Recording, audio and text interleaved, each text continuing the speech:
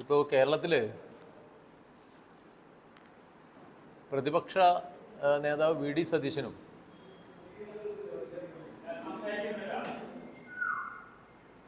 കേരളത്തിലെ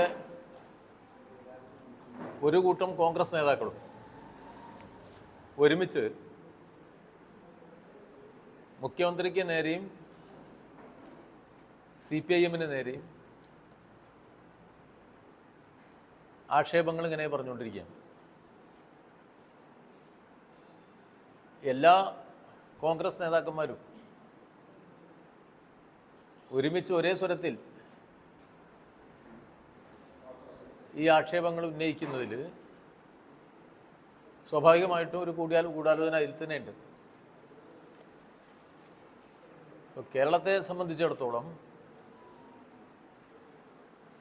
ഹിന്ദുത്വ വർഗീയ ശക്തികൾക്കെതിരായിട്ട് RSSനെതിരായിട്ട് അതിൻ്റെ വർഗീയ പ്രവർത്തന ശൈലിക്കെതിരായിട്ട് പതിറ്റാണ്ടുകളായിട്ട് പ്രതിരോധം തീർത്ത പ്രസ്ഥാനമാണ് CPIM. ഈ കാലയളവിൽ ദീർഘകാലം പാർട്ടിയുടെ സംസ്ഥാന സെക്രട്ടറി സഖാവ് പിണറായി വിജയനായിരുന്നു. എല്ലാ രംഗത്തും RSS കെട്ടഴിച്ചു വിട്ട അക്രമോത്സുകതയെ കൃത്യമായി പ്രതിരോധിച്ച് തോൽപ്പിച്ചതാണ് CPIM-ന്റെ ചരിത്രം. 200-ലധികം CPIM പ്രവർത്തകർ ആ പോരാട്ടത്തിൽ ജീവൻ നൽകിയിട്ടുണ്ട്. കേരളത്തിൻ്റെ രാഷ്ട്രീയ ഗതിയിൽ ഒരു സന്ദർഭത്തിലും RSSുമായി ഏതെങ്കിലും തരത്തിലുള്ള നീക്കുപോക്കുകൾക്ക് തയ്യാറാവാതിരുന്ന പാർട്ടിയാണ് CPIM. അതുകൊണ്ട് തന്നെ CPIM-ന്റെ മതനിരപേക്ഷ നിലപാടിനെ സംബന്ധിച്ച് കേരളത്തിൽ ആർക്കും അവിശ്വാസം ഉണ്ടാവില്ല. പക്ഷെ ഇവര് എല്ലാവരും ഒരേ സ്വരത്തിൽ RSSും CPIM-ഉം തമ്മിൽ എന്തോ ബന്ധമുണ്ടാക്കാൻ ശ്രമിച്ചു എന്ന് ആക്ഷേപിക്കുകയാണ്. ഈ ആക്ഷേപിക്കുന്ന വിദ്വാൻമാർ സ്ഥിരമായിട്ട് RSSുമായിട്ട് വോട്ട് കച്ചവടം നടത്തിയവരാണ്. സ്ഥിരമായിട്ട് RSSുമായിട്ട് വോട്ട് കച്ചവടം നടത്താത്ത ഒരാൾ പോലും ഇന്നത്തെ കേരളത്തിലെ കോൺഗ്രസ് നേതൃത്വ നിരയിലില്ല. എല്ലാ നേതാക്കന്മാരും RSS ബാന്ധവം പുലർത്തിയിട്ടുള്ള പാർട്ടിയാണ് കേരളത്തിലെ കോൺഗ്രസ് പാർട്ടി. അതവർ മറക്കരുത്. ഇപ്പം ഇവിടെ ഒരു BJP സ്ഥാനാർത്ഥി തൃശ്ശൂർ ജയിച്ചല്ലോ. ആ സ്ഥാനാർത്ഥി ജയിച്ചപ്പോൾ കോൺഗ്രസിൻ്റെ 86,965 വോട്ട് കാണാനില്ല. കുറച്ച് വോട്ടല്ല, ഈ വോട്ട് കോൺഗ്രസ് അങ്ങോട്ട് കൊടുത്തതാ, കോൺഗ്രസ്സുകാരങ്ങോട്ട് കൊടുത്തതാ. അതിൻ്റെ ഉത്തരവാദിത്വം CPIM-നാണോ? അതല്ലേ സഖ്യം? അതല്ലേ RSS ബാന്ധവം? അത് ഞങ്ങളുടേതല്ല, അത് കോൺഗ്രസിൻ്റെതാണ്. കഴിഞ്ഞ നിയമസഭാ തെരഞ്ഞെടുപ്പിൽ തൃശ്ശൂരിലെ കോൺഗ്രസ് സ്ഥാനാർത്ഥി പത്മജയായിരുന്നു. കേരളത്തിൽ തൃശ്ശൂരിൽ BJP അക്കൗണ്ട് തുറന്നു എന്ന് പറയുമ്പോൾ അതിൻ്റെ പ്രധാന കോൺട്രിബ്യൂട്ടർ ആരാ? ഈ തൃശ്ശൂർ അറിയുന്ന എല്ലാവർക്കും അറിയില്ലേ? ഇവിടുത്തെ കോൺഗ്രസ് സ്ഥാനാർത്ഥി, അവർക്ക് ചുറ്റുമല്ലേ കോൺഗ്രസ്. ഇവിടുത്തെ കോൺഗ്രസിൻ്റെ KPC-യിൽ നിന്നും തൃശ്ശൂർ ജില്ലയുടെ ചാർജ് ആർക്കായിരുന്നു? പത്മജയ്ക്കല്ലേ? അവരൊരു തവണയാണോ സ്ഥാനാർത്ഥിയായത്? പലതവണ സ്ഥാനാർത്ഥിയല്ലേ? അങ്ങനെ തൃശ്ശൂരിലെ കോൺഗ്രസിന്റെ മുഖം എന്ന് പറഞ്ഞാൽ ആരാ? കരുണാകരനായിരുന്നു, നമുക്കെല്ലാം അറിയാം.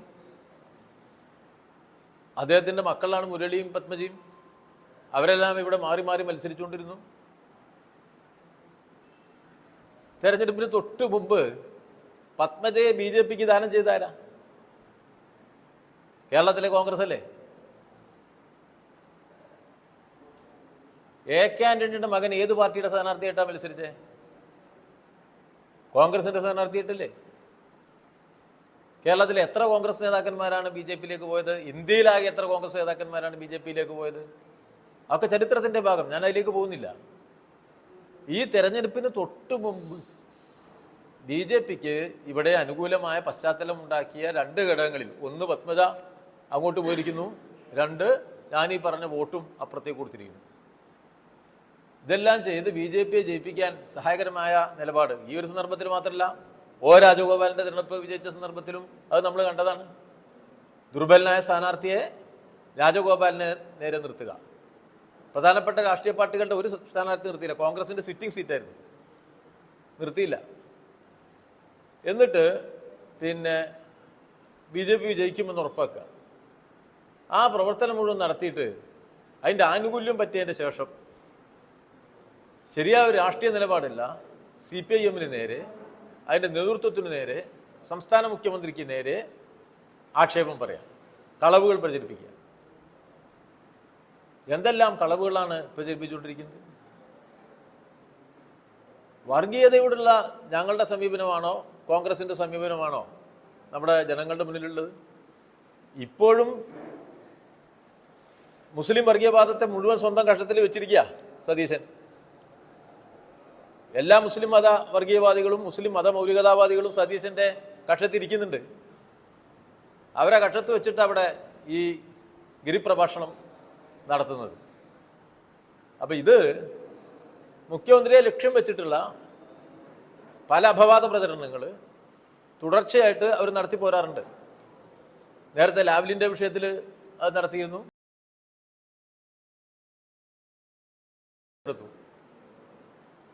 നമുക്കറിയാലോ ഗൂഢാലോചന കോൺഗ്രസ് നടത്തിയതാണെന്ന്. അദ്ദേഹത്തിന്റെ കുടുംബത്തിന് നേരെ അതും കോൺഗ്രസ് ഗൂഢാലോചനയാണ്. അതെല്ലാം കളവാണെന്ന് ബോധ്യപ്പെട്ടിട്ടും ഈ തുടർച്ചയായി മുഖ്യമന്ത്രിയെ ലക്ഷ്യം വെച്ചും പാർട്ടിയെ ലക്ഷ്യം വെച്ചും ഇവരിങ്ങനെ ആവർത്തിച്ച് വ്യാജ പ്രചരണം നടത്തുകയാണ്. അപ്പം അത് സ്വന്തം പ്രവർത്തന രീതിയാണ്. സംഘപരിവാറുമായിട്ടുള്ള സഖ്യം സതീശിൻ്റെയും അദ്ദേഹത്തിൻ്റെ ഒപ്പം നിൽക്കുന്ന കോൺഗ്രസ് നേതാക്കന്മാരുടെയും സ്വന്തം പ്രവർത്തന രീതിയാണ്. വേണ്ടി വന്നാൽ BJPയിൽ ചേരാം എന്ന് പറഞ്ഞാൽ KPCC പ്രസിഡന്റാണ്. അതുകൊണ്ട് ആ കുപ്പായം സ്വയം ധരിച്ചാൽ മതി. അത് CPMന്റെ നേതാക്കന്മാർക്ക് നേരെ വേണ്ട, മുഖ്യമന്ത്രിക്ക് നേരെ വേണ്ട, പാർട്ടിക്ക് നേരെയും വേണ്ട. അതാണ് വളരെ സ്നേഹബുദ്ധിയോടുകൂടി അവരെ ഓർമ്മിപ്പിക്കാനുള്ള പ്രധാനപ്പെട്ട ഒരു കാര്യം.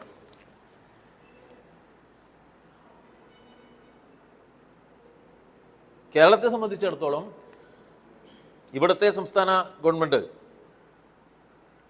സംസ്ഥാനത്തിൻ്റെ പൊതുവികസനത്തിന് സഹായകരമായിട്ട് നല്ല നിലയിൽ പ്രവർത്തിക്കുകയാണ്. എല്ലാ മേഖലയിലുമുള്ള മുന്നേറ്റമാണ് നമുക്കുണ്ടായിരിക്കുന്നത്. അത് നേരത്തെ തന്നെ വിദ്യാഭ്യാസ ആരോഗ്യ മേഖലയിൽ കേരളം 1-ാം സ്ഥാനത്താണ്. അത് ലോക ശ്രദ്ധയാകർഷിച്ച കേരളീയ വളർച്ചയാണ്. അതിൽ ഒന്നുകൂടി അതിനെ മെച്ചപ്പെടുത്തക്ക രൂപത്തിൽ നമ്മുടെ പൊതുവിദ്യാഭ്യാസ ഘടനയിൽ കഴിഞ്ഞ ഭരണത്തിൽ തന്നെ നല്ല മുന്നേറ്റം ഉണ്ടായി. ഇപ്പം നമ്മളത് ഉന്നത വിദ്യാഭ്യാസ മേഖലയിലേക്ക് കൂടി വിപുലീകരിച്ചുകൊണ്ടിരിക്കുകയാണ്. ആരോഗ്യ മേഖലയിലെ കേരളത്തിൻ്റെ നേട്ടങ്ങൾ ലോകം അംഗീകരിച്ചതാണ്. ഇപ്പോൾ ഇന്ത്യയിലെ 1-ാമത്തെ വ്യവസായ സൗഹൃദ സംസ്ഥാനം എന്നാണ് കേരളത്തെ വിലയിരുത്തിയത്. ഏറ്റവും കടുത്ത കമ്മ്യൂണിസ്റ്റ് വിരുദ്ധരായ ഇവിടുത്തെ ഞങ്ങൾക്കെതിരായി നിരന്തരം പ്രവർത്തിക്കുന്ന ദിനപത്രങ്ങളിലും മറ്റു മാധ്യമങ്ങളിലും ഇതിനെ അംഗീകരിച്ചുകൊണ്ടുള്ള മുഖപ്രസംഗങ്ങൾ വന്നിരിക്കും. അത് നല്ല നിലയിൽ കേരളത്തിലെ ഈ ഭരണം പോകുന്നുണ്ട് എന്നതിൻ്റെ സാക്ഷ്യപത്രമാണ്. എല്ലാവർക്കും അറിവുള്ള കാര്യമാണ്, കേന്ദ്ര ഗവൺമെൻറ്റിൻ്റെ സാമ്പത്തിക നയങ്ങളിൽ സാമ്പത്തിക ഫെഡറലിസം ദുർബലപ്പെടുത്തി വരുമാനത്തിൻ്റെ മുഖ്യ പങ്ക് സ്വന്തം കൈവശപ്പെടുത്തി വളരെ ചെറിയ പങ്ക് സംസ്ഥാനങ്ങളുമായി പങ്കുവെച്ച് ആണ് കേന്ദ്ര ഗവൺമെൻറ് പ്രവർത്തിക്കുന്നത്. എന്നാൽ ചെലവുമായി ബന്ധപ്പെട്ട കാര്യങ്ങളിൽ മുഖ്യ പങ്ക് വഹിക്കുന്നത് സംസ്ഥാനങ്ങളാണ്. അപ്പോൾ സംസ്ഥാനങ്ങളെ ഞെക്കിപ്പിഴിയുന്ന തരത്തിലുള്ള വിഭവ വിതരണമാണ് കേന്ദ്രം നടത്തിക്കൊണ്ടിരിക്കുന്നത്. ആ പരിമിതികൾക്കുള്ളിലാണ് കേരളമാണ് അതിലെ ഏറ്റവും കൂടുതൽ പ്രയാസം അനുഭവിക്കുന്ന സംസ്ഥാനം. ആ പരിമിതികൾക്കുള്ളിൽ നിന്നുകൊണ്ടാണ് കേരളം മികച്ച വളർച്ച നേടിക്കൊണ്ടിരിക്കുന്നതും മുന്നേറിക്കൊണ്ടിരിക്കുന്നതും. അതിവരെ ആശങ്കപ്പെടുത്തുന്നുണ്ട് ഈ പ്രതിപക്ഷത്തിന്. പ്രതിപക്ഷം പ്രചരിപ്പിക്കുന്നതല്ല യാഥാർത്ഥ്യം എന്ന് ഇത്തരം കാര്യങ്ങളിൽ കൂടുതൽ ബോധ്യപ്പെട്ടുകൊണ്ടിരിക്കുക. ഇന്ത്യയിൽ മികച്ച ക്രമസമാധാന പരിപാലനം നടക്കുന്ന സംസ്ഥാനമാണ് കേരളം. അപ്പോൾ എല്ലാ നിലയിലുമുള്ള വളർച്ച കേരളം കൈവരിച്ചുകൊണ്ടിരിക്കുന്നു. നാനാ മേഖലയിലും ജനങ്ങളുടെ വിഷയങ്ങളിൽ പരിഹാരം കാണാൻ ഗവൺമെൻറ് മുൻകൈ എടുക്കുന്നു. സംസ്ഥാനത്തിൻ്റെ പൊതു വളർച്ചയ്ക്കും വികസനത്തിനും സഹായകരമായ തരത്തിൽ കേന്ദ്രത്തിൻ്റെ ഭാഗത്തു നിന്നുള്ള പ്രയാസങ്ങൾ ഉണ്ടാകുമ്പോഴും നമ്മൾ മുന്നോട്ട് പോവുകയാണ്. ലേശം പ്രയാസം, നല്ല പ്രയാസം തന്നെയാണ് കേരളത്തിലെ ഗവർണർ ഉണ്ടാക്കിയിരുന്നത്. ഗവർണർക്ക് ആശംസ അർപ്പിക്കലാണ് ഇപ്പോൾ കോൺഗ്രസ് നേതാക്കന്മാരെ സ്ഥിരം കലാപരിപാടിയാണ്. നമ്മളെ തിരുവഞ്ചൂരൊക്കെ പോയി ഇദ്ദേഹം അനന്തകാലത്തേക്ക് കേരള ഗവർണറായാലുള്ള ആ സദ്ഫലങ്ങളെക്കുറിച്ച്, സൗഭാഗ്യങ്ങളെക്കുറിച്ച് കാര്യമായിട്ട് തന്നെ പറഞ്ഞുകൊണ്ടിരിക്കുകയാണ്. അപ്പോൾ കേരളത്തിൻ്റെ പൊതു താല്പര്യങ്ങൾക്ക് വിഘാതം നിൽക്കുന്ന നിലപാടാണ് കേരളത്തിലെ പ്രതിപക്ഷത്തിൻ്റേത്. അവർ ഈ പരിമിതികൾ അതിലംഘിച്ചുകൊണ്ട് കേരളമുണ്ടാക്കുന്ന മുന്നേറ്റത്തെ ദുർബലപ്പെടുത്താനാണ് ശ്രമിക്കുന്നത്. ഇതിൻ്റെ നേതൃസ്ഥാനീയനായ സംസ്ഥാന മുഖ്യമന്ത്രിയെ വ്യക്തിപരമായി കടന്നാക്രമിച്ച് തങ്ങളുടെ രാഷ്ട്രീയ ലാഭത്തിന് എന്തെങ്കിലും കിട്ടാൻ പറ്റുമോ എന്ന് ശ്രമിക്കുകയാണ്. സ്വാഭാവികമായിട്ടും കേരളത്തിലെ കുത്തക സ്വഭാവമുള്ള മാധ്യമങ്ങൾ ഇടതുപക്ഷ വിരുദ്ധമായ ഒരു പശ്ചാത്തലം ഒരുക്കാൻ കാര്യമായി പ്രവർത്തിക്കുന്ന ഒരു സംസ്ഥാനമാണ് കേരളം. അപ്പോൾ മാധ്യമ പിന്തുണയോടുകൂടി ഈ വ്യാജ വാർത്ത നിർമ്മിച്ച് കേരളത്തിലെ ഇടതുപക്ഷ ഗവൺമെൻറ്റിനെ ദുർബലപ്പെടുത്തുക, അതുവഴി മുഖ്യമന്ത്രിയെ ദുർബലപ്പെടുത്തുക, പാർട്ടിയെ ദുർബലപ്പെടുത്തുക എന്നുള്ള ഗൂഢലക്ഷ്യമാണ് ഇപ്പോൾ ആവർത്തിച്ച് ഈ കളവിൻ്റെ പ്രയോഗത്തിലൂടെ കേരളത്തിലെ പ്രതിപക്ഷവും പ്രതിപക്ഷ നേതാവും നടത്തിക്കൊണ്ടിരിക്കുന്നത്.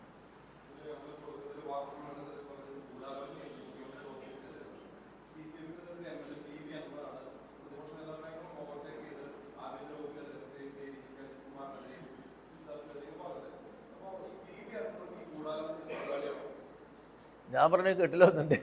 ഞാൻ പറഞ്ഞത് എന്താ, ഒരേ സ്വരത്തിൽ ഈ കോൺഗ്രസ്സുകാർ RSS CPM ബന്ധം എന്ന് പറഞ്ഞുകൊണ്ട് ഇവിടെ സംസാരിക്കേണ്ടേ.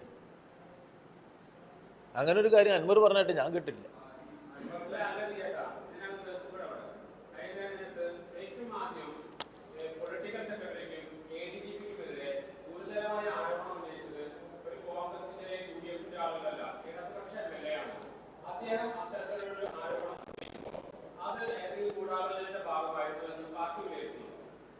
അല്ല, ഞാൻ പറഞ്ഞ സംഗതി ഞാൻ വ്യക്തമാക്കിയല്ലോ നിങ്ങളോട്. RSS CPM ബന്ധം എന്നുള്ള കാര്യമാണല്ലോ ഈ സതീശൻ ഉന്നയിച്ചിരിക്കുന്നത്. സതീശൻ ഉന്നയിച്ചത് എന്താ, RSS CPM ബന്ധമുണ്ടെന്നാണ്. RSS CPM ബന്ധത്തിന് പിന്നീട് എന്ത് നിങ്ങൾ ചോദിക്കാത്തതുകൊണ്ട് ഞാൻ ആയിരിക്കും കയറുന്നത്. ഞാൻ RSS CPM ബന്ധമുണ്ട് എന്ന് പറയണം സതീശൻ. അതാണ് ആ ചോദ്യത്തിലേക്ക് വന്നല്ല, അതല്ലേ ചോദ്യം എൻ്റെ ഞാൻ പറഞ്ഞത്. നിങ്ങൾ വേറെ ഉണ്ടെങ്കിൽ വേറെ ചോദിക്കുക. ഇത് വേറെ ഗൂഢാലോചന അവരടുത്തിരിക്കുന്ന RSS CPM ബന്ധം എന്ന് പറഞ്ഞിട്ടാണ്. എല്ലാവരും ഒരേ സ്വരത്തിൽ ഒരേ ദിവസം രാവിലെ വേണുഗോപാലൻ അവിടെ, മുരളീധരൻ ഇവിടെ, പിന്നെ നമ്മുടെ ചെന്നിത്തല അപ്പുറത്ത്, എല്ലാവരും കൂടി ഇപ്പം ഇന്ന് രാവിലെ ഇറങ്ങിയല്ലോ. അതുകൊണ്ട് പറഞ്ഞു എന്നേ ഉള്ളൂ.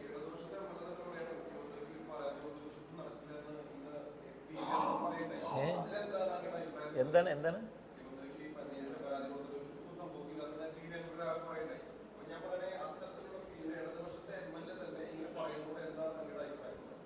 ഞാൻ കേട്ടില്ല. എന്താ എന്താ പറഞ്ഞേ?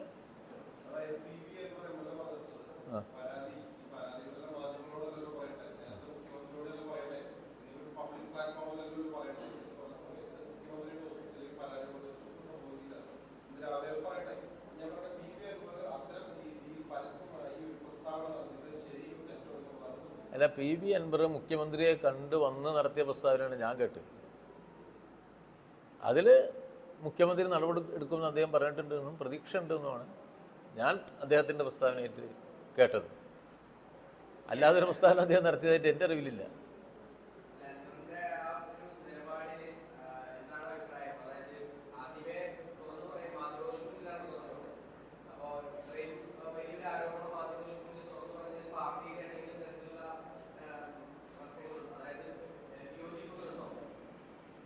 അല്ല, അൻവർ CPIM അംഗമല്ല. CPIM അംഗമല്ല. അദ്ദേഹം ഒരു CPIM-ന്റെ പിന്തുണയോടുകൂടി ജയിച്ച സ്വതന്ത്രനായ ആളാണ്. അപ്പോൾ ഒരു സ്വതന്ത്ര MLA ആയ അദ്ദേഹം ഇത് സംബന്ധിച്ചുള്ള ചില അഭിപ്രായ പ്രകടനങ്ങൾ നടത്തി. ആ അഭിപ്രായ പ്രകടനങ്ങൾ അദ്ദേഹം നടത്തുകയും അദ്ദേഹം മുഖ്യമന്ത്രിയെ കാണുകയും ചെയ്തു. അദ്ദേഹം ഒരു നിവേദനം മുഖ്യമന്ത്രിക്ക് കൊടുത്തു. അദ്ദേഹം ഇന്നലെ പത്രക്കാരോട് പറഞ്ഞതെന്ന് വെച്ചാൽ ആ നിവേദനത്തിനനുസരിച്ചുള്ള കാര്യങ്ങളൊക്കെ തന്നെ മുഖ്യമന്ത്രി അന്വേഷിക്കാമെന്ന് പറഞ്ഞു. ആ അന്വേഷണത്തിലേക്ക് കാര്യങ്ങൾ നീങ്ങിയിരിക്കുന്നു എന്നാണ് അൻവറിനെ വ്യക്തമാക്കിയത്.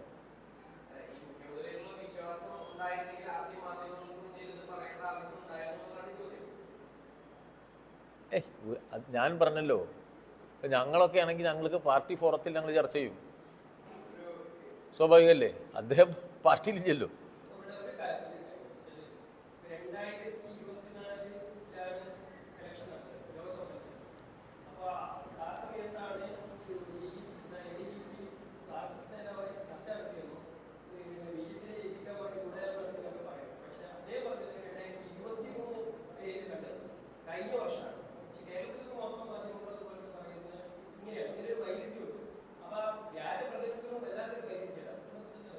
അല്ല, ഇതിൽ ഇത്രയേ ഉള്ളൂ.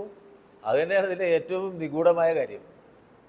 കാരണം ഈ സതീശൻ ഇന്ന് രാവിലെ വന്നിട്ടാണ് പറയണേ, ഈ ADGP-യും പിന്നെ RSS വക്താക്കളും തമ്മിൽ കണ്ടു. സംഭവം നടന്നതെന്നാ 16 മാസം മുമ്പാണ്. 16 മാസം മുമ്പാണ്. ഒരു അന്യഗ്രഹ ജീവിയെ പോലെ ഇപ്പോൾ നമ്മുടെ പ്രതിപക്ഷ നേതാവ്. ഇന്നലെ നടന്നതുപോലെയാണ്. നിങ്ങളിൽ തന്നെ മാന്യന്മാരായ പത്രക്കാരുണ്ടല്ലോ ചിലർ. ഞങ്ങൾക്കെതിരായിട്ട് വാർത്ത കൊടുത്ത് മാന്യത വിപുലീകരിക്കുന്ന എല്ലാ മാധ്യമ സുഹൃത്തുക്കളും ഏതാണ്ട് ഇന്നലെ നടന്നൊരു സംഭവം പോലെയാണ് ഇതിനിപ്പോൾ വിശദീകരിച്ചുകൊണ്ടിരിക്കുന്നത്. എത്ര കാലമായി? അപ്പോൾ ഇത്ര ദിവസം ഇത് പോക്കറ്റിലിട്ട് കിടക്കായിരുന്നു നമ്മളെ സതീശൻ. ഞങ്ങളെ പാർട്ടി ഗവൺമെൻറ്റിനൊരു ബുദ്ധിമുട്ടുണ്ടാക്കരുത്, കേരളത്തിലെ ഇടതുപക്ഷ ജനാധിപത്യ മുന്നണി ഗവൺമെൻറ്റിനോ മുഖ്യമന്ത്രിക്കോ ഒരു ബുദ്ധിമുട്ടുണ്ടാക്കാതിരിക്കാൻ അദ്ദേഹത്തിന് കിട്ടിയ വിവരം ഇങ്ങനെ പോക്കറ്റിലിരുന്ന് നടന്ന് ഇപ്പോൾ അങ്ങ് വ്യക്താക്കിയതാണ്.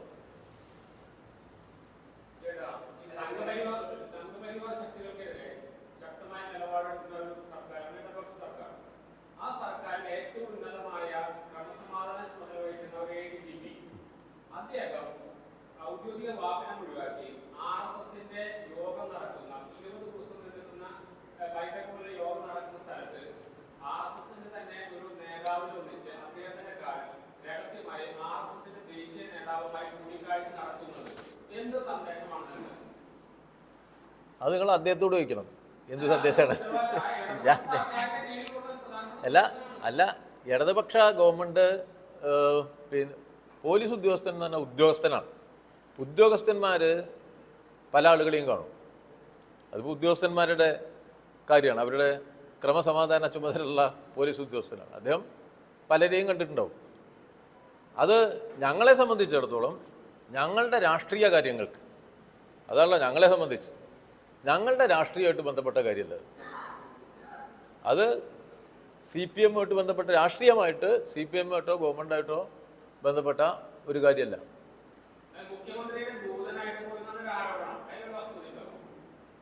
മുഖ്യമന്ത്രിയുടെ ദൂതനായിട്ട് ഒരു പോലീസുകാരനെ പറഞ്ഞയക്കുന്ന അത്ര വിവരദോഷിയായ ഒരു മുഖ്യമന്ത്രിയാണ് കേരളത്തിലുള്ളത് എന്ന് വിശ്വസിക്കാൻ ആഗ്രഹിക്കുന്നവരുടെ വിവരക്കോട് കൊണ്ട് അവർക്ക് അങ്ങനെ വിശ്വസിക്കാം. നിങ്ങൾ എന്താ ധരിച്ചു വെച്ചിരിക്കുന്നത് കേരളത്തിലെ മുഖ്യമന്ത്രിയെ കുറിച്ച്? കേരളത്തിലെ മുഖ്യമന്ത്രി ഒരു പോലീസുകാരനും വെച്ച് സംഘപരിവാറുമായിട്ട് ചർച്ച ചെയ്യാൻ പോകുന്ന ആളാണ്. അദ്ദേഹത്തിൻ്റെ രാഷ്ട്രീയ നിലപാട് ഇവിടെ വ്യക്തമല്ലേ? ആ ഗവൺമെൻറ്റിനെതിരായിട്ട് ഇന്ത്യയിലെ പ്രതിപക്ഷത്തെ ആകെ ഏകോപിപ്പിച്ചുകൊണ്ട് ഡൽഹിയിൽ സമരത്തിന് നേതൃത്വം നൽകിയ ആളാണ് ഈ കേരളത്തിലെ മുഖ്യമന്ത്രി. സംസ്ഥാനത്തെ ഇന്ത്യയിലെ വിവിധ ഭാഗങ്ങളിൽ നിന്നുള്ള മുഖ്യമന്ത്രിമാർ അതിൽ പങ്കെടുത്തു. നമ്മുടെ രാഷ്ട്രീയ നിലപാടുകൾ ഇവിടെ ഇല്ലേ? BJP അധികാരഭ്രഷ്ടമാക്കുക എന്ന ആ പ്രക്രിയയിൽ ഏറ്റവും സജീവമായ രാഷ്ട്രീയ നിലപാടോട്ട് നിന്നിട്ടുള്ളൊരു പാർട്ടിയല്ലേ CPM. അതിൻ്റെ നേതാവും കൂടിയല്ലേ കേരളത്തിലെ മുഖ്യമന്ത്രി. അപവാദം പറയാം, അത് ഒരു സായുജ്യത്തിന് വേണ്ടി പറയാം, പക്ഷെ അതിന് വസ്തുതകളുടെ പിൻബലമില്ല എന്നത് എല്ലാവരും മനസ്സിലാക്കണം.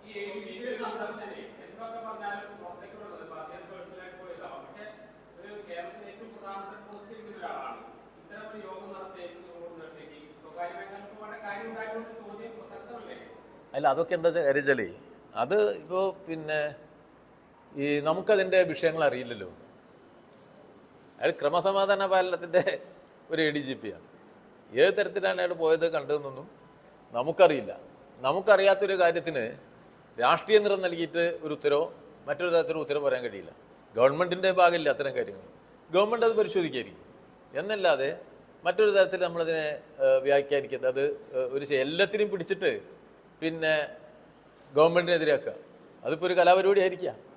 ഇവിടെ തൃശ്ശൂർ പൂരം നടന്നു. ഇപ്പം സതീശൻ കലക്കുന്നുണ്ട്. എന്താണ് പൂരം കലക്കി മാർക്സിസ്റ്റുകാർ. പൂരം തിരുവമ്പാടിക്കാരും മറ്റേ നമ്മുടെ പാറമേക്കാവൂരല്ലേ പൂരം നടത്തുന്നത്. അവിടെ എല്ലാ കൊല്ലവും പൂരത്തിൻ്റെ അവിടെ വെടിക്കെട്ടിന് തൊട്ടുമുമ്പ് ഒരു തർക്കം ഉണ്ടാവും. എവിടെയാണ് കത്തിക്കേണ്ടത്, എപ്പോഴാണ് കത്തിക്കേണ്ടത്, ഏത് പൂരത്തിനാ ഈ വെടിക്കെട്ടിൻ്റെ സമയത്ത് ഈ സാങ്കേതികമായ പ്രശ്നങ്ങളെ സംബന്ധിച്ച് അവിടെ വെക്കണോ എന്നൊരു തർക്കമില്ലാത്ത ഏതെങ്കിലും പൂരം ഉണ്ടായിട്ടുണ്ടോ? അതൊക്കെ പറഞ്ഞ് സമാധാനിച്ച് തീ കൊടുക്കലാണ് സാധാരണ ഇവിടെ നമ്മൾ നടന്ന് കണ്ടുപോന്നിട്ടുള്ളത്. അപ്പോൾ അതിലിത്തവണ നമ്മൾ സാധാരണത്തെ അത്ര വേഗതയിൽ പ്രശ്നം പരിഹരിക്കപ്പെട്ടിട്ടില്ല. അതൊക്കെ പരിശോധിച്ചുകൊണ്ടിരിക്കുന്ന കാര്യമില്ലേ.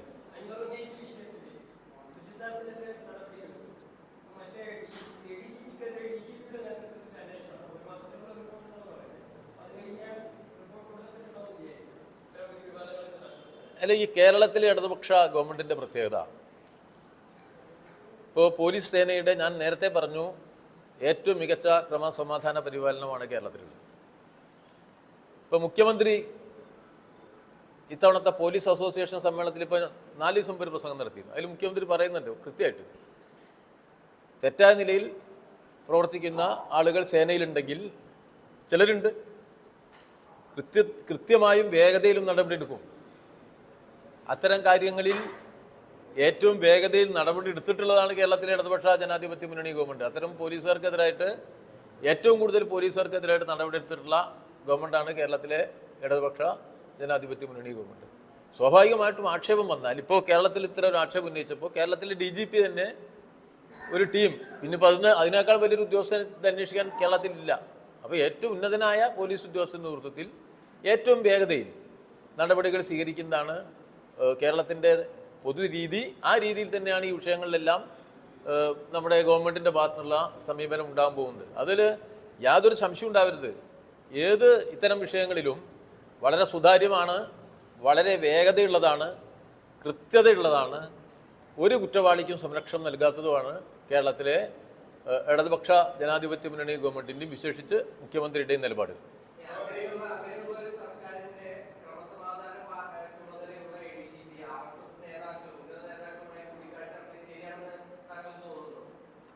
ഞാനതിൻ്റെ കാര്യം പറഞ്ഞല്ലോ. ക്രമസമാധാനത്തിൻ്റെ ആള് പിന്നെ വിവിധ രാഷ്ട്രീയ പാർട്ടിക്കാരെയോ അല്ലെങ്കിൽ പിന്നെ സംഘടനകളെയോ കാണുന്നതിൻ്റെ സാങ്കത്യത്തെ സംബന്ധിച്ച് നമുക്കിപ്പോൾ ഒരു ചർച്ച ഇങ്ങനെ നടത്താൻ പറ്റില്ല. അത്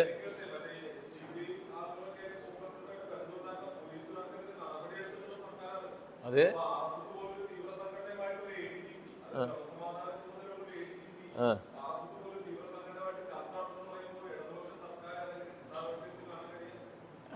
അത് സർക്കാർ പരിശോധിക്കുന്നുണ്ടാവുന്നേ. അതിൻ്റെ എന്താ വിശദാംശങ്ങൾ അറിയാതെ നിങ്ങൾ അല്ല അല്ല അത് വരട്ടെ.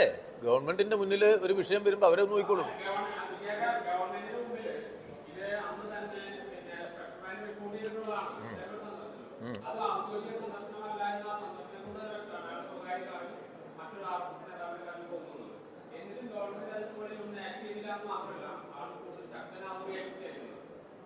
അങ്ങനെ കേരളത്തിൽ ഏറ്റവും ശക്തനായ ഭരണാധികാരി മുഖ്യമന്ത്രിയാണ്.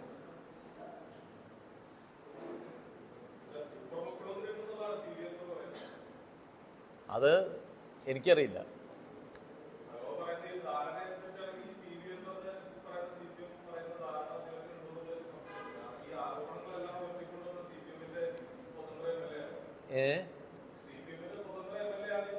അല്ല, CPIM-ന്റെ അൻവർ പറയുന്ന കാര്യങ്ങളുടെ ഉത്തരവാദിത്തം പാർട്ടിക്കുള്ളതല്ലോ.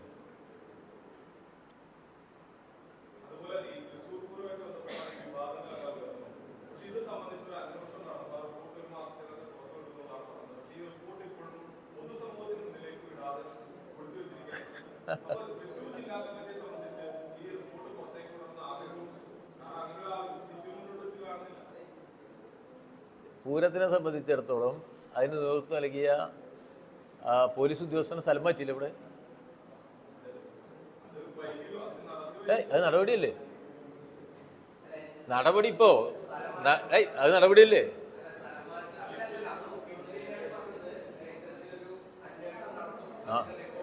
വരും, അതിന് സംശയിക്കണ്ട. നിങ്ങള് ഇപ്പൊ എന്താ അറിയോ, പ്രിയ സുഹൃത്തെ, നിങ്ങൾക്ക് നാളെ രാവിലെ തരണം എന്ന് പറഞ്ഞിട്ടുള്ള വാശി പിടിക്കണ്ട. ഒരു അന്വേഷണത്തിൽ എങ്ങനെയാ ഒരു സംഭവത്തില് ലേശം തകരാറുണ്ടായതുകൊണ്ടായിരിക്കുമല്ലോ അതില് നടപടിനെ ഒന്നു കഴിഞ്ഞു. നടപടി ഒന്നില്ലേ? ഏത് നടപടി നിങ്ങൾക്ക് ഇഷ്ടപ്പെട്ട്? അല്ല, നിങ്ങൾക്ക് ഇഷ്ടപ്പെട്ട നടപടി എന്താ? നിങ്ങൾക്ക് ഇഷ്ടപ്പെട്ട നടപടി എന്താണ്? പോലീസില് ഒരു ഉദ്യോഗസ്ഥനെ ഒരു പെശ കണ്ട് സ്ഥലം മാറ്റുന്ന ഒരു കാര്യപ്പെട്ട നടപടിയാ, ചെറിയ നടപടിയൊന്നുമില്ല. ഒരു IPS ഉദ്യോഗസ്ഥനെ അദ്ദേഹത്തിന്റെ കാര്യനിർവഹണത്തിൽ പരിമിതി സംഭവിച്ചു എന്ന് പറഞ്ഞിട്ട് സ്ഥലം മാറ്റുന്ന വലിയ നടപടിയില്ലേ? അങ്ങനെയല്ലേ ചെയ്യുക?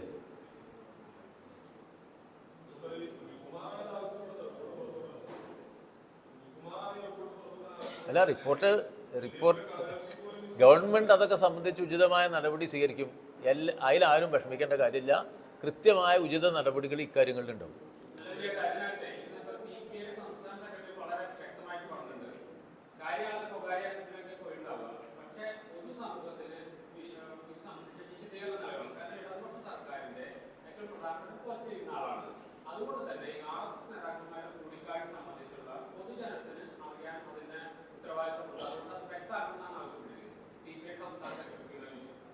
അല്ല, CPIക്ക് ഒരു അഭിപ്രായമുണ്ട് എന്നുള്ളത് CPIയുടെ സംസ്ഥാന സെക്രട്ടറി വ്യക്തമാക്കി. നമ്മളെല്ലാവരും കേൾക്കുകയും ചെയ്തു. അങ്ങനെയല്ലേ? CPI സെക്രട്ടറിയുടെ കാര്യമല്ലേ നിങ്ങളിപ്പോൾ ചോദിച്ചത്? അത് അദ്ദേഹം പറഞ്ഞിട്ടുണ്ട്. ഗവൺമെന്റ് ശ്രദ്ധയിലുണ്ടാവും അക്കാര്യം. CPM-ന് അഭിപ്രായം CPI സെക്രട്ടറിയുടെ കാര്യം ഇപ്പം നിങ്ങൾ പറഞ്ഞില്ലേ?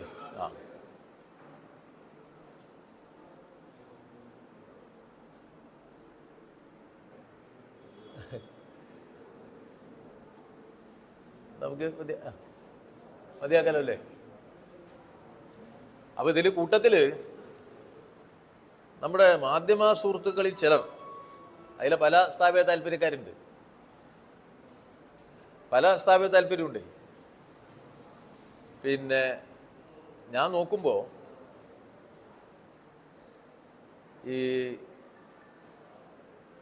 അതിലെ പലതിലെയും സാമ്പത്തിക താല്പര്യങ്ങൾ ഈ കഴിഞ്ഞ കുറച്ച് ദിവസങ്ങളിലെ ഈ പാർട്ടിക്കെതിരായും മുഖ്യമന്ത്രിക്കെതിരായും രൂപപ്പെടുത്തിയ വാർത്തകളിൽ കാണാനുണ്ട്. പല തരത്തിൽ ധനം സമ്പാദിച്ചവരും ഇപ്പം നമ്മളെ മാധ്യമ മുതലാളിമാരുടെ കൂട്ടത്തിലുണ്ട്. തെറ്റായ മാർഗങ്ങളിലൂടെ പണം സമ്പാദിച്ച വളരെയേറെ ആളുകൾ മാധ്യമ മുതലാളിമാരായിട്ട് പരിണമിക്കുന്നുണ്ട് നമ്മുടെ സാമൂഹ്യ ഘടനയിൽ. അപ്പം അവരുടെ താല്പര്യങ്ങളും ഈ വാർത്തകളുടെ സൂക്ഷ്മാംശങ്ങളിലേക്ക് നോക്കിയാൽ ഇപ്പോൾ നമുക്ക് കാണാൻ കഴിയുന്നുണ്ട്. അപ്പോൾ പ്രതിപക്ഷത്തെ കൂട്ടുപിടിച്ച് ഈ തെറ്റായ മാർഗത്തിൽ പണം സമ്പാദിച്ച ചില മാധ്യമ മുതലാളിമാരുടെ സ്ഥാപിത താല്പര്യങ്ങളും കൂടി കേരളത്തിൻ്റെ സാമൂഹ്യ ഘടനയിലേക്ക് ഒളിച്ചു കടത്തുന്ന ഒരു പ്രവർത്തനവും നമുക്ക് കാണാൻ കഴിയും. അത് അനപലഷണീയമായ ഒരു കാര്യമാണ്.